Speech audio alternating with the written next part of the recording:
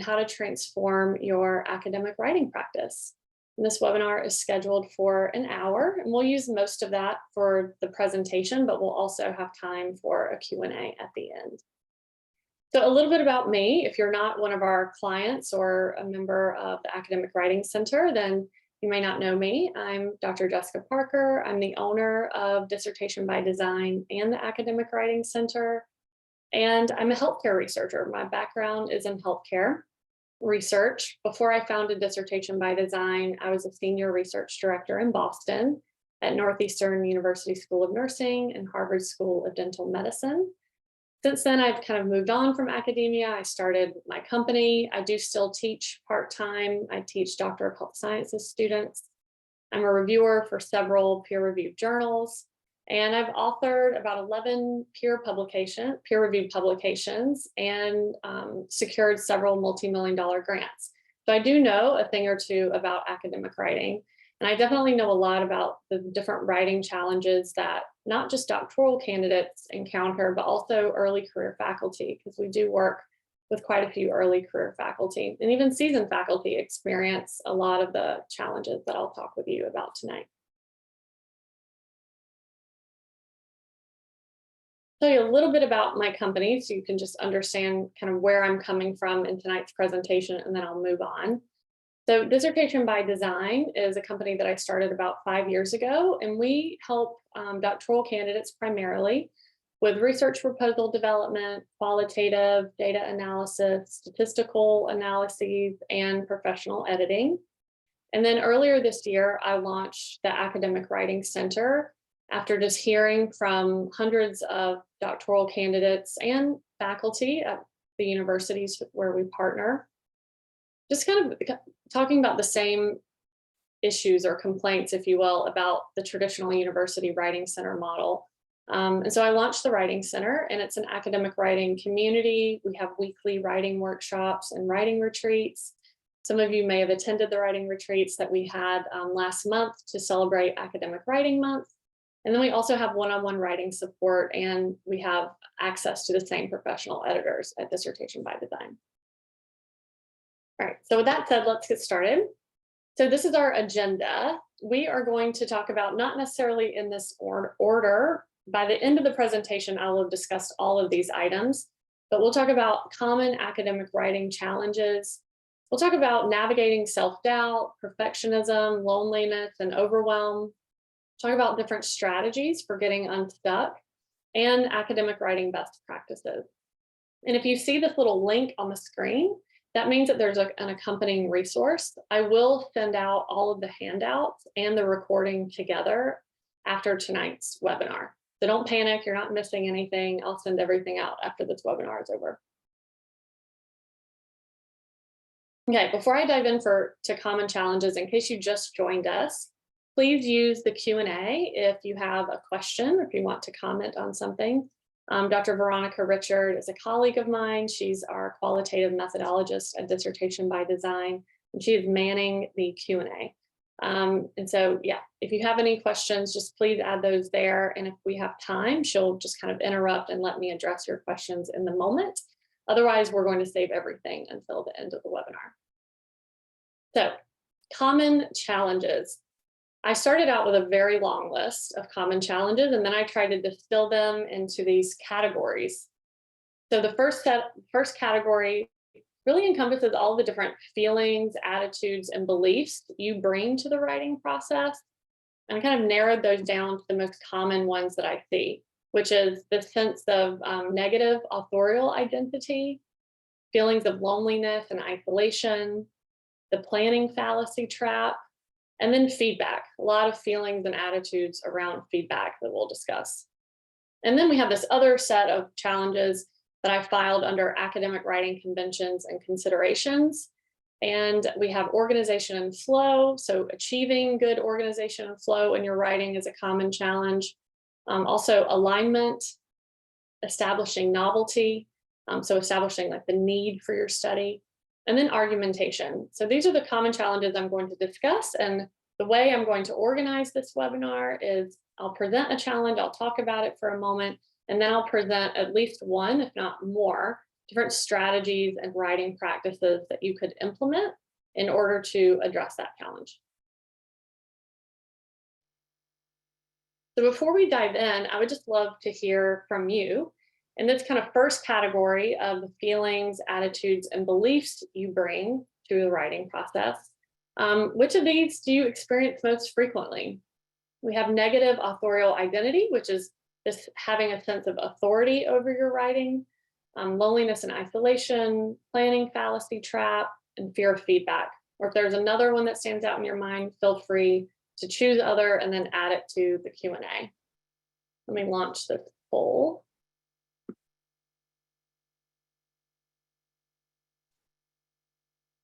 Right.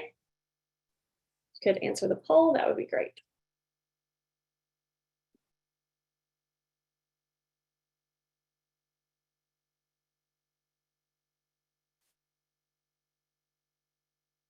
Yeah.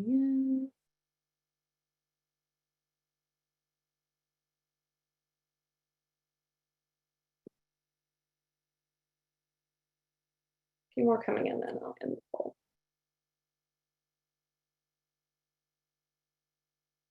Okay. Going to share the results so you can see. Okay. So negative authorial identity, only 10% of you. I would imagine that by the time we get through that section, more of you will identify with that. Loneliness and isolation, 38%. Planning fallacy, a good 33%, a third of you. Fear of feedback, I ended up changing that to just feedback in general because it's a little more than fear. There's some resistance to feedback we'll talk about. And then other. 8% of you put other. Veronica, I don't know if any of those are worth kind of shouting out, but I'd just be curious to know if there are other concerns that or challenges that might be worth mentioning.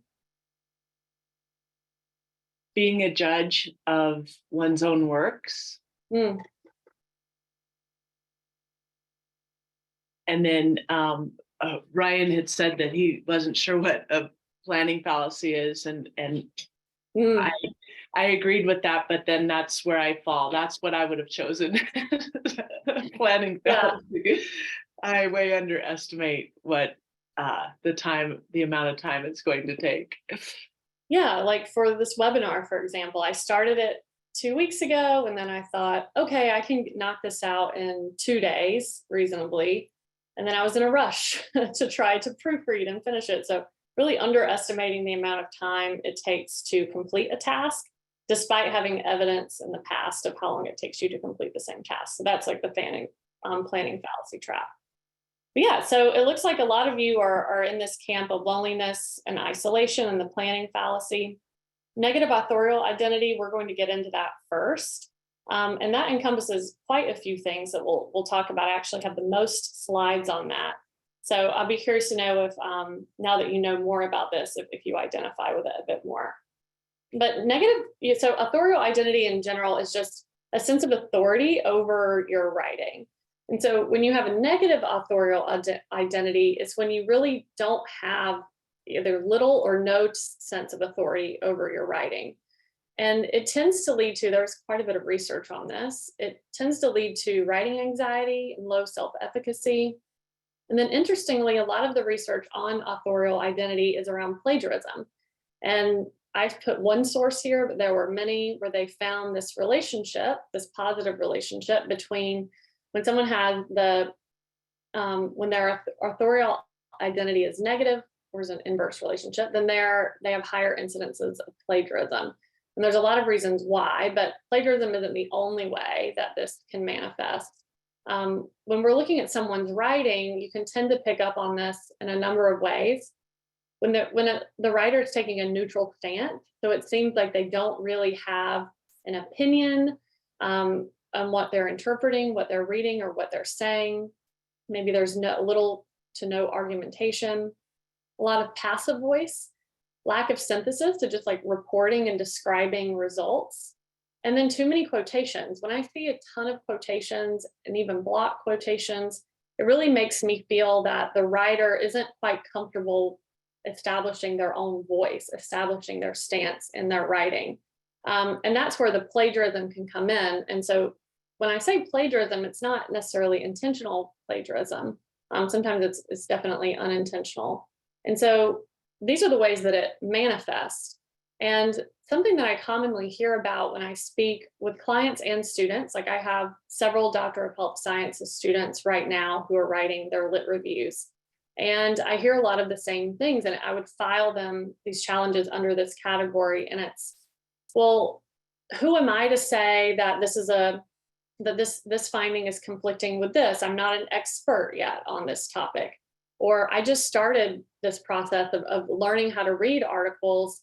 How can I really be critical of this and point out limitations of someone else's research who clearly knows, what they're doing? And so those are all kind of signs as not really feeling that you yet have an academic voice and that you're not ready to establish authority in your writing. And it's really, really common with graduate students and even early career faculty. It is one of those things that just takes time to develop.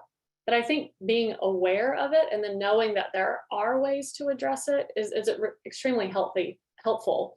Because I find that someone just telling me it takes time makes me feel like there's nothing I can really do about it. And I don't like that.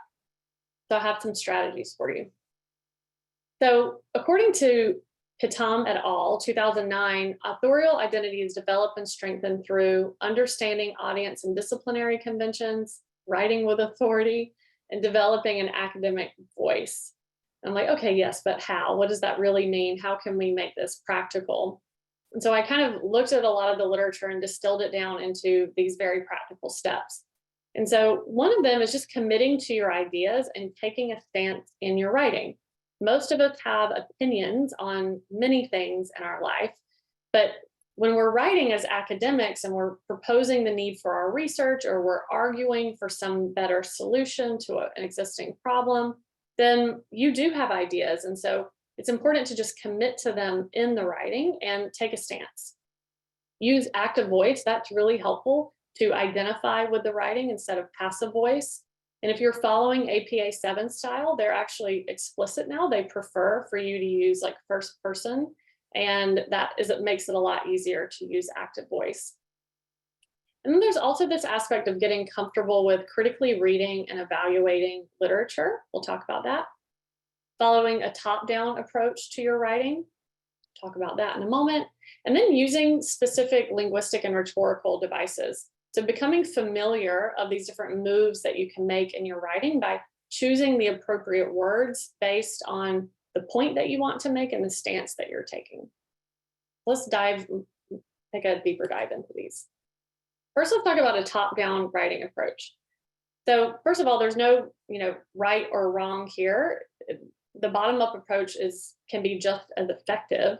But I find that when you take the top-down approach, especially when you are kind of just getting started as a scholar, or maybe you've even recently graduated and you're writing your first publication and you're struggling with this idea of finding your voice, then taking a top-down approach just establishing those arguments from the beginning instead of looking in the evidence and then establishing the arguments just automatically gives you more of a sense of authority, because it feels like this is your idea and now you're going into the evidence, you're examining it, you're organizing it, you're critically evaluating it, and then you're situating your arguments that you came to this writing process with in relation to the evidence. So that's the top-down approach.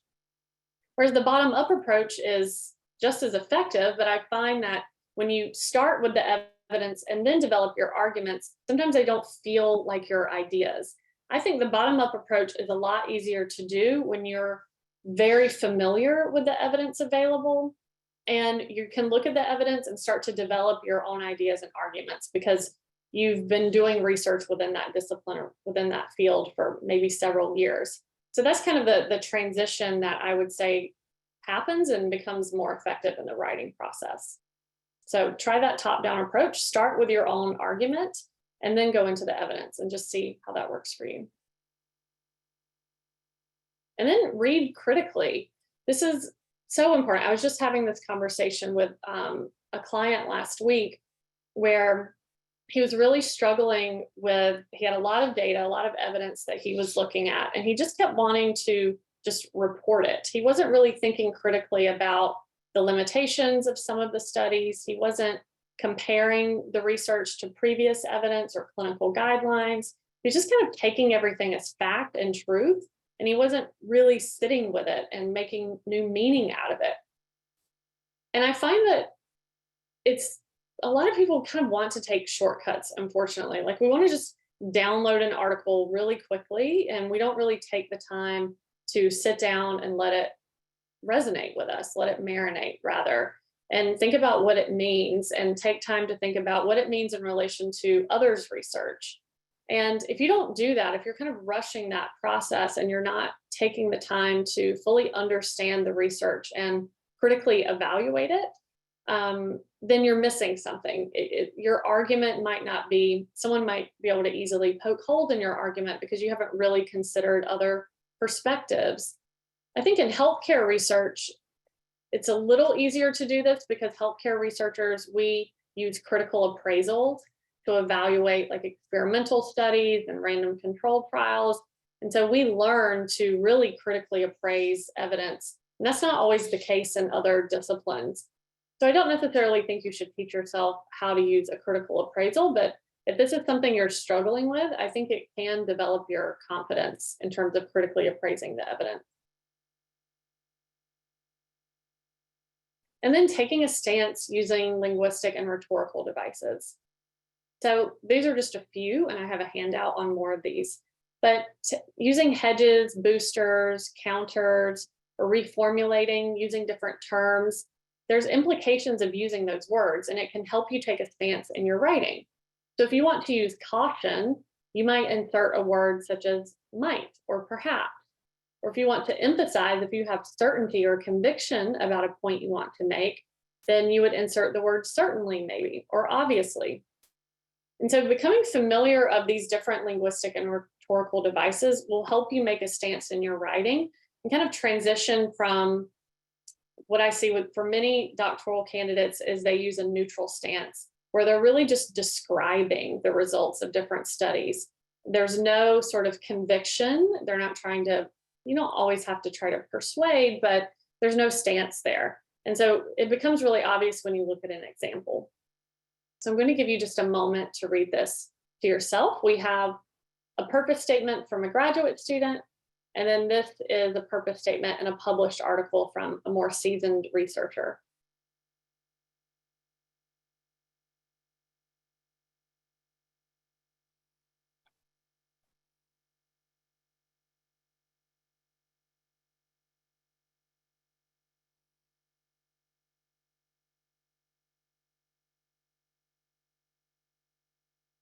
Let's start with the graduate student purpose statement. As you can see, I have it underlined here. This is where you can tell their stance. In the following critique, the article is examined in terms of ... You don't have to read the whole statement. This is very neutral. You can't really tell what the author is thinking. Their voice isn't coming through. They're definitely not taking a stance. But then let's look at this published purpose statement.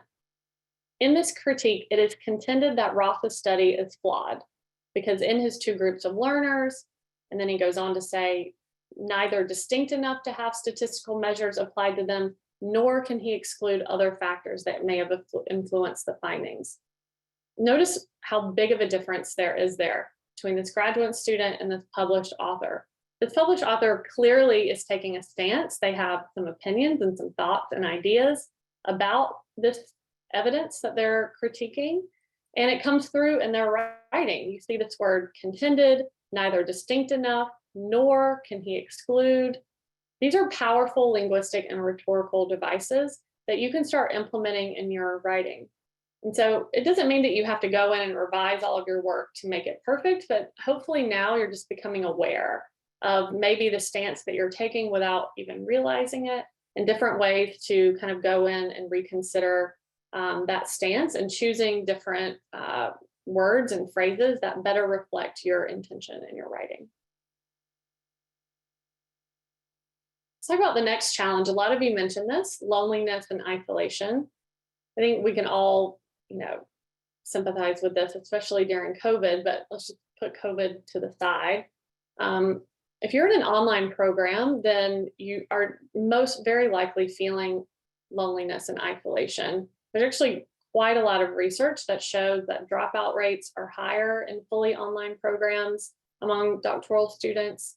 And that's because of the social isolation, or a lot of, we can't pinpoint that it's only social isolation, but that is a big part of it. And we know that it can lead to loneliness, disconnectedness, self-doubt, even anxiety and depression. We know these things. There's a lot of research on this. And I think, unfortunately, there is this myth that writing is a solitary activity, and it's really not. Writing is a social practice. So I think if you can recognize that and take action, then you can start to combat this. And there's actually a lot of benefits to joining a writing community. There's quite a bit of research, accountability. If you're in a writing community where there's different levels of writers, where maybe if you're a doctoral candidate and there's early career faculty, or if you're early career faculty and there's more seasoned faculty, then you do start to get an increased awareness of different unspoken norms in academic writing, and you learn from those other levels of writers. You also learn different academic writing strategies and skills from others in the writing group or the writing community. Your confidence tends to increase. And then a bonus, at least in our writing community, is you tend to get feedback at different stages of the writing. Like, we provide real-time feedback in our writing workshops. And so joining a writing community or starting your own writing group within your program, where maybe you meet once a week for an hour or two, or even have some accountability practices with a peer, can make a big difference. All right, the planning fallacy. I think Ryan asked about this. So I found this cartoon. I think it's funny. We have two ghosts here, and one says, "Can you get the report to me by Friday?" The rational thing to do would be to recognize that it took over a week to develop the last report and suggest a week, and then you have a lovely Thursday evening. But then what we actually do is we overcommit. We say that we're going to do it, and then we have to say no to other important things and then rush through the process of completing this task. And that is the planning fallacy in a nutshell. And we know that this leads to a lot of things. I just have a few listed. We get anxiety. We start to feel overwhelmed. If you're like me, when I start to get too overwhelmed, I tend to want to shut down. We're rushed, and so our work tends to be sloppy. And then we also don't make the best decisions when we're rushing, when we're kind of in this position where we have to meet this deadline, where we've overcommitted ourselves. And so there's a couple of ways to address this, other than just the big old like time management and awareness, obvious answer. But I want you to consider thinking about a writing process, recognizing that writing is not linear, and it is very iterative, and it doesn't occur quickly in a vacuum where there's no other distractions. And so if you can start to think of what is your writing process, maybe it doesn't follow this exact cycle, and then creating a timeline for it. And I'll show you an example of a timeline in a moment. But this stage here, pre-writing, that's typically happening without you even realizing it. So it's not necessarily, like if you were me, I wouldn't necessarily sit down, okay, this is the pre-writing period. You're already doing that as you're preparing to write, as you're gathering literature and really clarifying your ideas. But then there is the planning stage. I highly recommend planning and scheduling time for it. And then drafting, and I think reflection is also important. So if you start to think of writing as this process that includes many steps, it's not just writing and editing, or writing and then feedback, then you start to realize, okay, this is an extended time period that I need, and I'm not going to commit to writing this chapter or this draft to whoever it may be in a very rushed period of time. And so this is what that can look like, is a timeline. Create a timeline for yourself and then track your progress.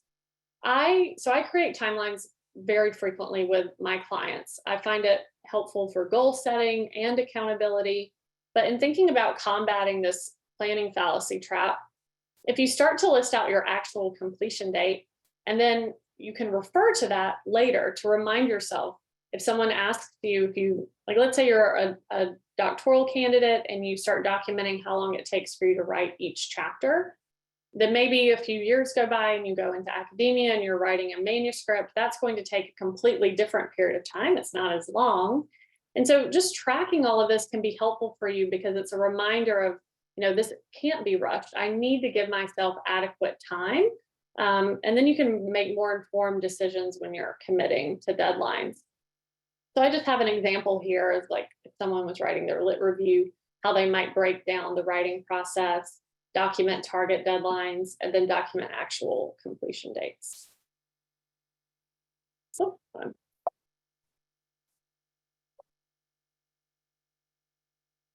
my screen jumped. Okay. Let me check the time. How are we doing that time? Good. Then we have feedback. I initially had fear of feedback, which was in the poll. But then I changed it because it's not just fear. There's all these feelings that come about with feedback. We can have feelings of resistance, feelings of inadequacy, anxiety, and then overwhelm when we actually get the feedback and we need to respond to it. And so what I hear the most frequently is this resistance, where a student will say, but this is my final draft. I thought I was done. Why am I getting this feedback? Or even me, when I was submitting manuscripts, I'd respond to the reviewers' comments, feel like I've done a great job, and then I get a whole another round of comments, and then I get frustrated because I felt that the first round I responded to them adequately. So resistance. And then there's anxiety about being evaluated. Sometimes that turns really, a lot of people I talk to will say, I can't even submit this draft. And so they get completely stuck. There's like paralyzed by this fear of having their professor or committee member or even a peer or a colleague review their writing and evaluate it. There's an emotional response. You received the feedback and you take it personally. You think it says something about you as a person. That can feel kind of awful. We all know, I think, what that feels like.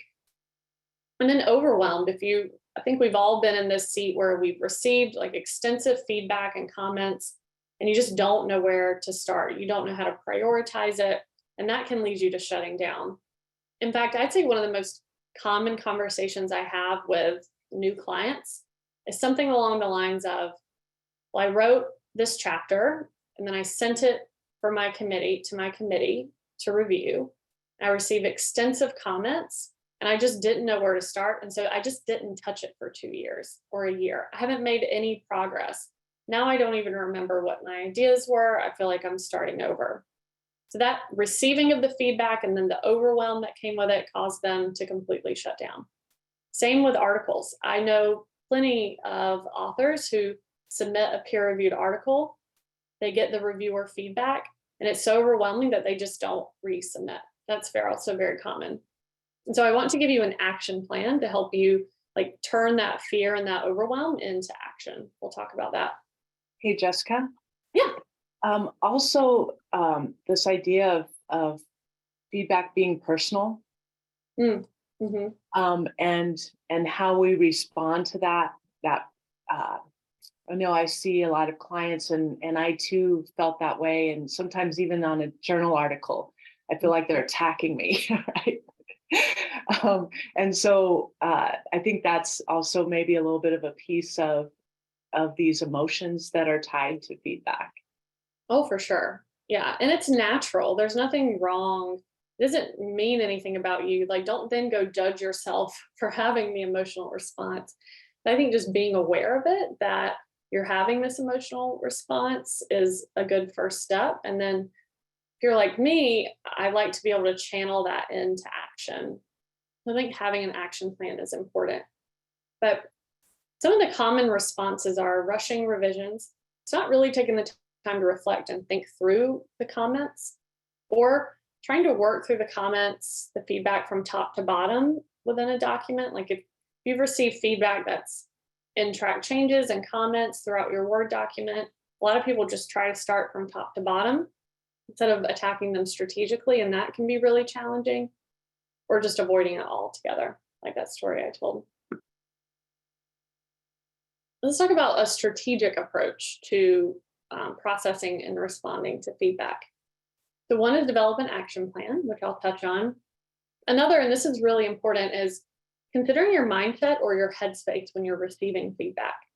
And what I mean by this is if you're expecting reviewer feedback on a manuscript, or your committee is sending you feedback on your proposal, don't open that email when you're about to go to bed, when you're walking into work first thing in the morning, when you're driving your car and you're at a stoplight, or if you're just exhausted and you're in a terrible mood, it's been an awful day, maybe that's not the best moment to sit down and open reviewer comments. So think about your headspace, put yourself in the best position possible to receive that feedback.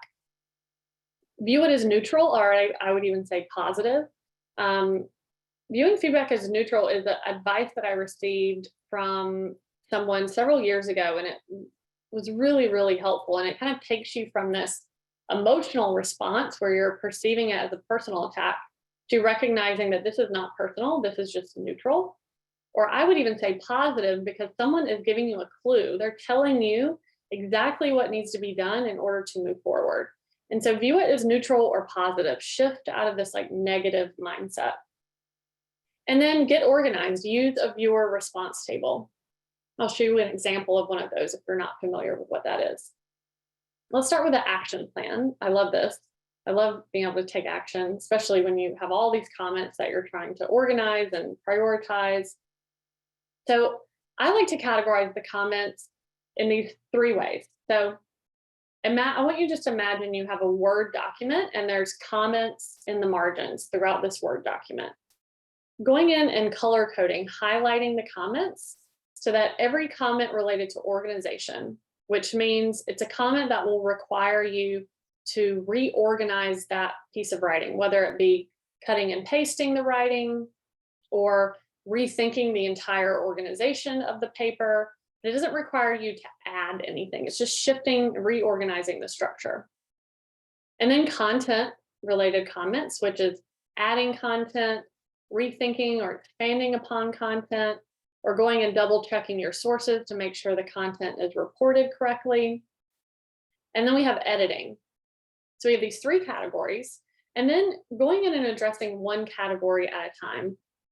I always recommend saving editing for last, but in terms of organization and content, I think it's nice to start with organization and then tackle the comments related to content, but sometimes it just doesn't work out that perfectly. You need to go back and forth. But in a perfect world, you could address organization and then content, and then you might have to go back in and reorganize some areas especially if you've added or taken away content, and then do the editing. And so addressing them strategically gives you this plan of attack. And then I highly recommend, especially if the comments are extensive, documenting your revisions and your responses in a reviewer response table. I want to give you kind of a highlight of what that looks like. This is a screenshot. This is for a manuscript where there's, I believe, 3 reviewers, and they create a table for each reviewer. So we have the reviewer comments on the left, and then the author's reply on the right. Let me see if we have time. I'm just going to open this up and show you a more extensive one. Veronica, can you see my screen? Yes. Okay, great. So this is what that document looks like. And you even have here, this person put in general comments, a general response, and then the individual replies within the table. And this is pretty extensive. There's a lot of reviewer comments here. I even love how they put the page number and the line number. And then when they transition to reviewer 2, it's a lot. They did it again. They have the general comments, kind of the general author response, and then the replies to the individual comments. I highly recommend doing this if you're not doing this already. Okay, let me stop sharing and go back to my presentation. 1 second.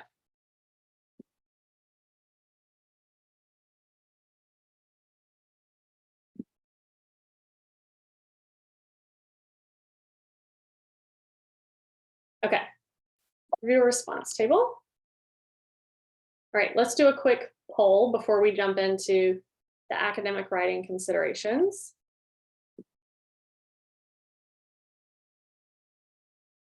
We're going to launch this poll. Among these very specific academic writing challenges, which do you experience most frequently? Do you struggle with organization flow, argumentation, alignment?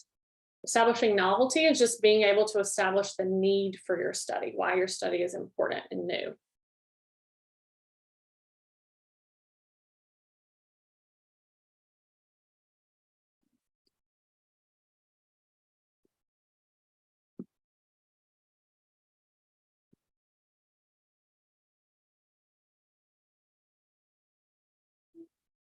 Most people have, give you just another second to answer.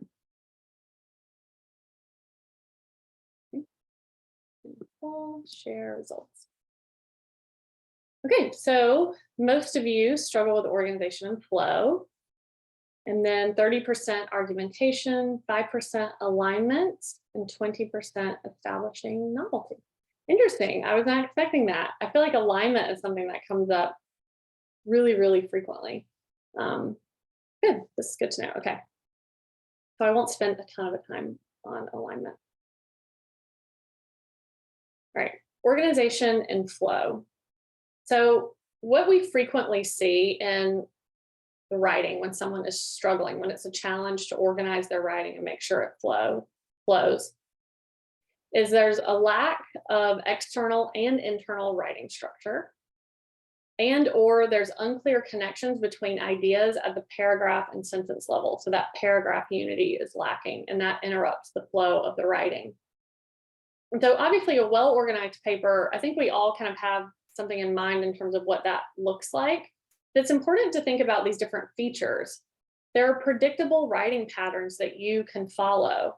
And I think a lot of people forget that. They just want to start writing from top to bottom without really thinking about a structure or a pattern that they can use in their writing. And a well-organized paper also is guiding the reader. So you're kind of writing with your reader in mind. It also conveys focus and intent and establishes expectations, which is really, really important. I find that we don't have time to go into it this evening, but there can be a real disconnect between the writer and the reader when there's poor organization and flow, because the reader, your audience, has specific expectations. And when your paper is well organized, especially when it's following these predictable patterns of writing, then you're much more likely to meet the audience's expectations. So organizational writing patterns, these are just a few. If you're not familiar with these different writing patterns, I highly recommend taking the time to familiarize yourself with them. I truly believe it will make your life a lot easier, especially the next time you're getting writer's block and you're just really not sure how to start or how to organize your ideas. Go through and look at these writing patterns and think about the purpose of your writing and the argument that you're trying to make. Or if you're not making an argument and you're just describing a process, then obviously you can follow a process pattern. Or if you're just describing a timeline of events, you can follow a chronological pattern. But there are lots of organizational patterns in academic writing, and they're there for you to use. And so familiarize yourself with them and the purpose of these different patterns and employ them in your writing. It will make your writing flow better, and it'll read better. I'm going to share this handout with you. I'm just going to click on it for a moment. So you can see these different organizational patterns in academic writing and how to identify them. It shows the purpose of the pattern and signal words. This is a handout that I will send you with the recording of the webinar. Go back to the presentation. Okay, improving flow. This goes along with organization. It's hard to have flow when the writing isn't organized. So when we're writing as academics, the writing is typically complex. We have these layered ideas, all these different relationships need to be communicated and established for the reader. And sometimes that can be, not sometimes, a lot of times it's very, very challenging. So taking the time, kind of going back to the writing process, to really plan the writing, thinking about what organizational pattern is going to work best for what I want to say, for the purpose of this writing. And then going and thinking about the internal structure of the writing and the flow of that writing. And so thinking about topic sentences is important. Creating a topic sentence outline would be a great way to kind of try to make sure that you have flow in your writing. Also using the known to new contract, which I think Veronica exposed me to that. Even though logically I understand it, but I didn't know that's what it was called. It's called known to new. I'll show you that handout in a moment. But it's where you're consistently moving from kind of old information or the previous information to new information, and you're constantly linking back in the sentences. And I'll show you what that looks like. I'm a visual person.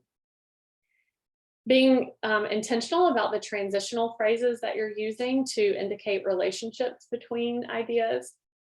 And then repetition, that's huge. And that also goes in with alignment, which I'll talk about in a moment, but repeating important keywords and concepts, even repeating the subjects and nouns in a sentence are different ways to improve flow. Let's take a quick look at known to new. Again, I'll give you this handout. This is by Carnegie Mellon University.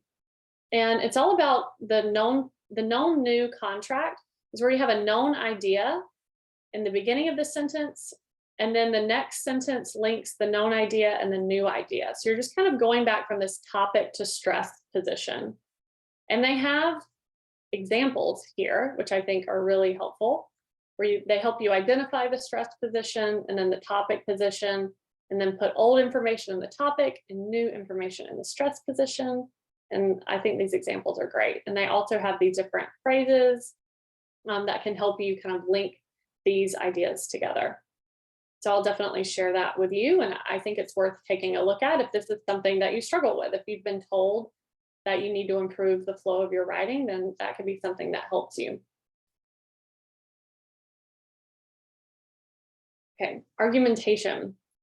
So you might not realize it, but most academic writing is some form of an argument.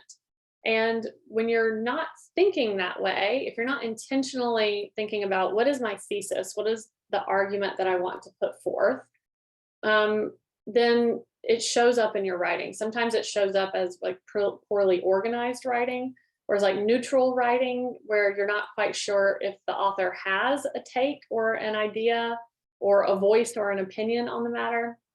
And so it often manifests as when you're not thinking about argumentation, you're not being intentional, it often manifests as too many main ideas, or the main idea is really poorly defined. You're not actually sure what the main idea is, or the evidence being presented doesn't actually align or connect to the main idea, or there's no counter arguments or opposing views. Or if there are, maybe they don't actually seem to logically connect to the argument being put forth. And so that's what poor argumentation often manifests as. And there's ways you can go about addressing it. And one is, just like I said, that there are organizational writing patterns, there are known ways, known methods for structuring your argument. So just broadly, you're developing a claim, you're providing evidence to support the claim, and then you're addressing counter arguments or objections. And so these different terms, this idea of claim and evidence and counter arguments, those are commonly used in these different methods, the Toulmin, Rogerian, and classical methods. There are other argumentation methods for developing academic arguments, but those are 3 common ones, and they're covered on the Purdue Writing Lab website. So I think become familiar with those if that's something that you're struggling with and you want to work on improving your process of developing an argument, and it goes along well with improving the organization of your writing as you're kind of following this writing structure. Then we have alignment. I'm going to take a sip of water. Okay, so alignment is it's the logical connection of ideas presented. I have a research proposal, but it's really any sort of academic document. And it's actually one of the most common reasons why a research proposal is not approved. And I put this is a presentation I've done quite a bit with doctoral candidates, but it's still applicable with an article. Usually, once you get to the stage where you're publishing, you have a better idea of how to use the correct terminology to make sure that your language is aligned. So we tend to see this very frequently in doctoral candidates who are writing a proposal, who are really just learning the ropes of understanding the correct terminology and then using the correct terms when describing their research. So when we're thinking about improving alignment, there's two considerations. There's only one that I can address tonight. First consideration is correct research terminology. That involves having a knowledge and understanding of your research methods, your methodology, your design, and that's not something I can teach you tonight. But another aspect of it is your word choice. So let's say you're conducting, I'll give you an example. Let's say you're conducting a IPA study. Then in your purpose statement, in your research questions, in your problem statement, you're going to use terms that are aligned with an IPA research design. So a lot of IPA studies are about making meaning, about lived experiences. So you wouldn't expect to see language about cause and effect or the impact or the evaluation of an intervention. That would not align with the terminology associated with a phenomenological and IPA design. So that's what I mean by alignment. So first, you have to have an in-depth understanding. You have to have knowledge of what you're writing about. So let's just assume that that's there. Then it's choosing the right words and consistently using the right terms. A common issue that we see is where someone's writing their purpose statement from memory instead of copying and pasting. And so there's all these different iterations of their purpose statement, and it's really confusing. So just do yourself a favor and copy and paste your purpose statement throughout your document. That will avoid confusion and it'll solve a lot of issues with alignment that's being picked up in the writing. And then consistently using identical terms. So word variation is not your friend here. You want to stick to the exact same terms that you're using to describe your key concepts, your variables, your target population, your sample, and your research methodology, design, and method.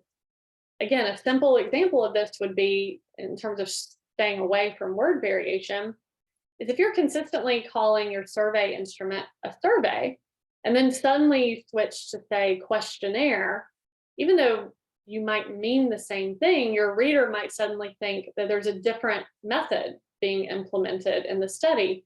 They don't realize it's the same as a survey. So just that tiny little change can cause confusion, and it might very well likely your reviewer, especially if it's a committee member or your professor, will come back and say that there is an alignment issue.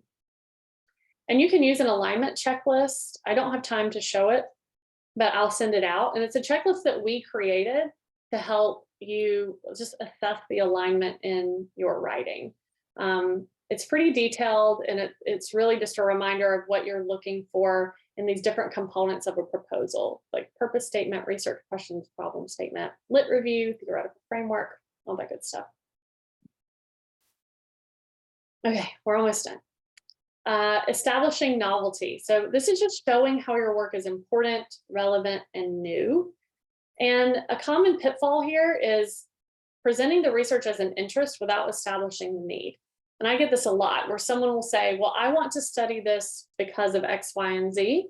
And they don't present it as research that is needed. They don't speak to the significance. They don't tell me why I should care. So it's important to establish that need in order to establish novelty. Or something I also frequently see is when someone says, there's no research on this, and that's the gap. And so my study is needed. That is, again, not a way to establish novelty. You still have to establish the need for your study, and you can still say that there is a gap, there's a dearth of evidence, but you have to establish the significance and present the need of your study before you just jump in and say that the evidence isn't there. And so this is what we see again and again in the writing of doctoral students and novice researchers. But I think even seasoned researchers can struggle with this, especially when you're really immersed in your field and you've been conducting research on the same topic for a long time. You can start to make assumptions that, of course, my reader or my audience understands the need. I don't need to establish this. Again, this is so important. But that's because you live and breathe that type of research. You always have to establish the need for your research. And there's some ways that you can do that. So again, I have a handout on this, but these are 4 rhetorical moves for establishing novelty. So one is explaining your significance. There's more on this in the handout. So why your audience should care. And in this handout, it recommends going beyond just the target audience, being able to just kind of generalize the significance if possible. And then transitioning to describing the status quo. So what are the current practices? And then identifying a gap by showing how the current practices are unsatisfactory. And then filling that gap with your research. And there's a couple of ways to do that. You could present a new theory or hypothesis, a new solution, a new methodology, or a new domain. And so these are kind of 4 things that you can need to make sure that you're doing in order to establish novelty. And this handout, which I'll click on, does that. It gives you a little more information here. And I think that it's really helpful. So I'll make sure that you, oh, this is the wrong document. This is the abstract. I'll make sure I get you the correct one. The one for establishing novelty even has examples within the, actually, click on it here. No, I just have it labeled wrong. I'm sorry.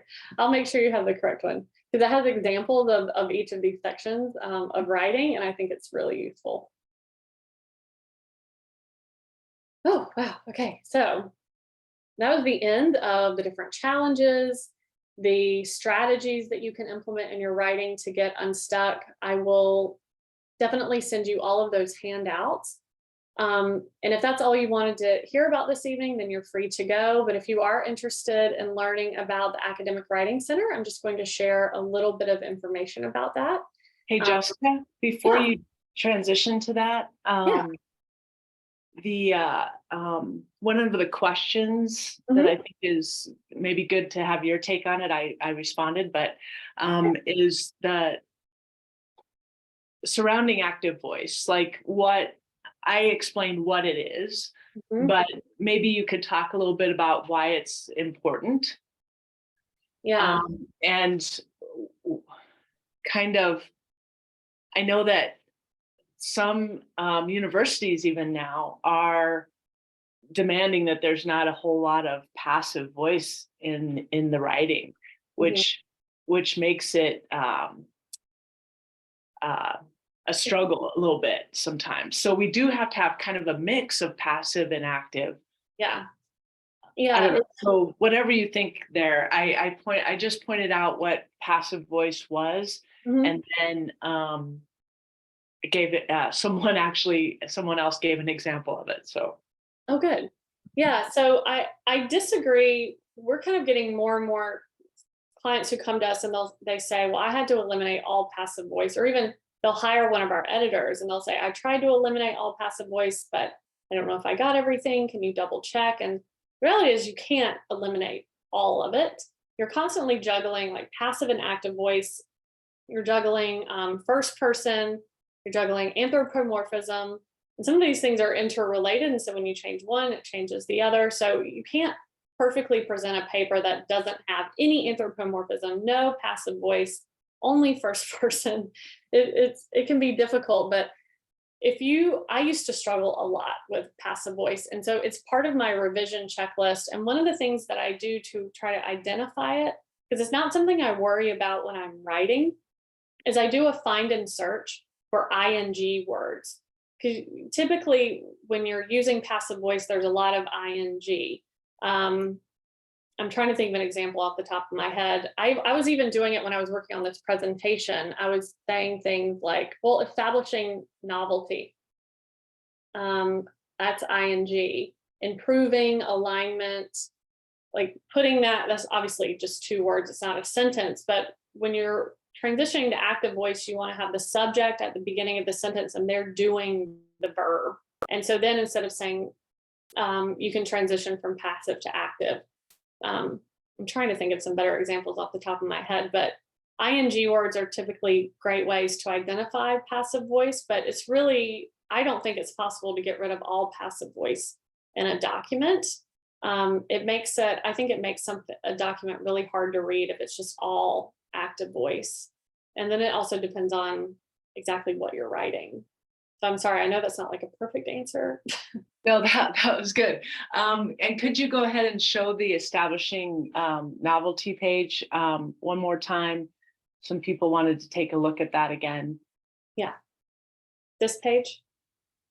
No, the novelty. Or that, well, maybe it was that page. Sorry, I didn't realize they were connected. Yeah. Yeah, I have the wrong document linked here. Otherwise, I would pull that up because it has examples. But Oh yeah, and somebody said, can they have both? So they liked the one that they saw too. yeah, that one was specifically for abstracts. But yeah, there's one with, it has this same information, but then it has examples of the writing, which I think is great. Were there any other? Nope, that was it so far. Is it? Good. Good. Well, what I was about to say is these are all topics we address in our workshops at the Academic Writing Center. The establishing novelty piece was something we addressed in a workshop on Tuesday.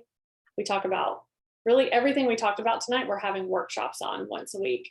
We record all of them and we keep them in an on-demand library, which looks like this. So you can go in and sort the topics, you can watch the workshop, you can download the resources. We also have writing retreats once a week. And then if you need it, you can hire a writing coach if you